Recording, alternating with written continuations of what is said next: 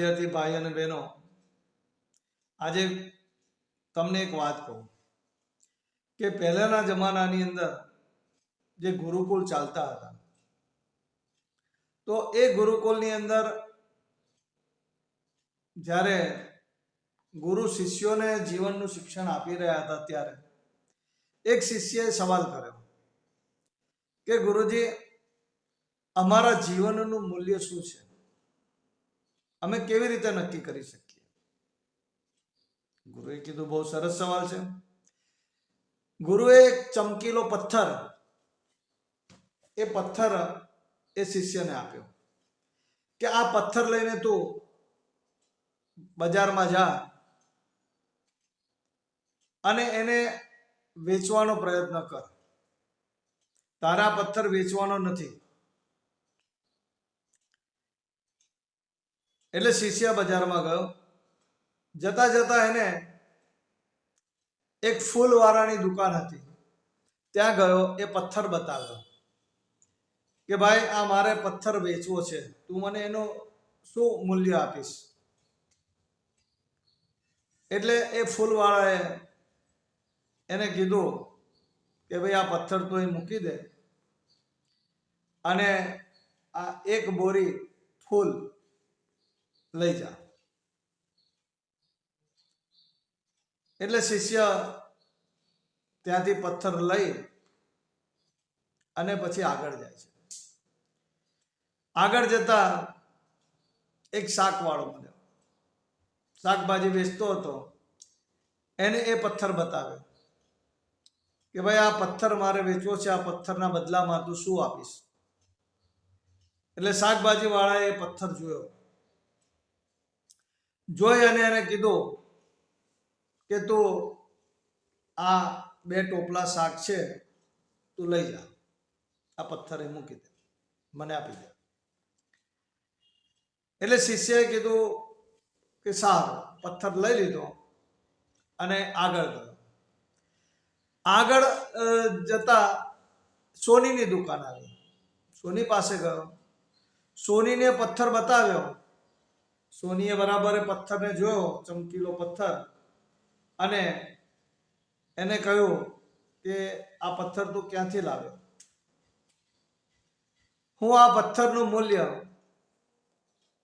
તને 2 લાખ રૂપિયા આપીશ, મને આપી દે. પેલા શિષ્યએ ના પાડી. તો કે ચાલ, હું તને 5 લાખ આપીશ. શિષ્યએ કીધું, મારા ગુરુએ મને વેચવાની ના પાડી છે, એટલે હું વેચી શકું નહીં. એટલે શિષ્ય ત્યાંથી આગળ જતા એક જોહરી મળે છે. એટલે એ જોહરીની દુકાને એ પથ્થર બતાવે છે. એટલે જોહરી એ પથ્થર જુએ છે. પથ્થર જોઈને એ લાલ કકડો પાથરી અને એની પર પથ્થર મૂકે છે, એનું પૂજન કરે છે અને એને મંગલ ફેરા ફરે, એની આજુબાજુ ફેરા ફરે છે, પગે લાગે છે. અને એ શિષ્યને કહે છે કે આ તું પથ્થર ક્યાંથી લાવ્યો? આ બહુ જ કિંમતી રૂબી છે અને એનું મૂલ્ય આંકી શકાય એવું નથી.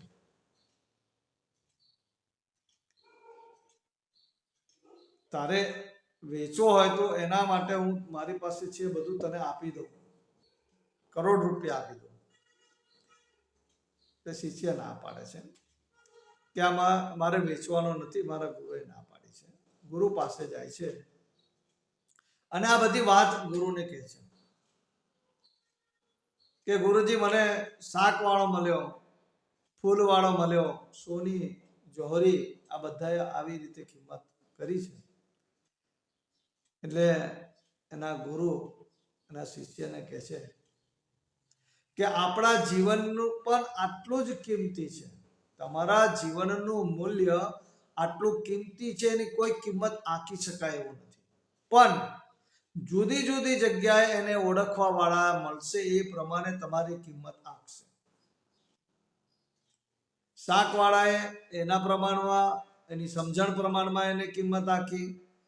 ફૂલવાળાએ એની સમજણ પ્રમાણમાં, સોનીએ એની સમજણ, પણ જોહરીએ સાચી સમજણ હતી.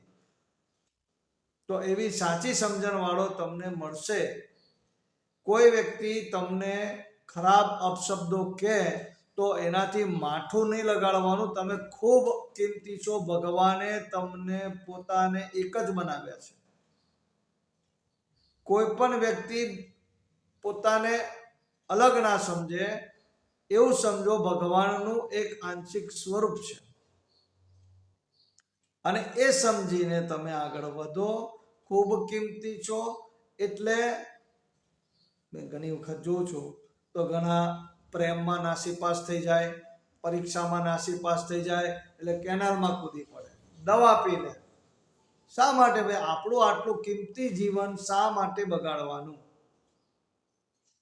એટલે જીવનમાં એક વસ્તુ યાદ રાખજો, પરિશ્રમનો બીજો કોઈ વિકલ્પ નથી. મહેનત કરો, એકાગ્રતાથી મહેનત કરો, 100% સફળતા મળશે.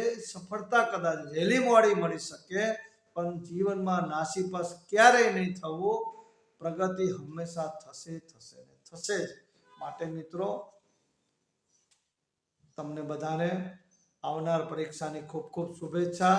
ખૂબ સારી મહેનત કરો અને પોતાના માતા પિતાનું નામ રોશન કરો. પોતાની જિંદગીને આગળ લઈ જવા માટે સતત લાગેલા રહો. મહેનતુ બનો.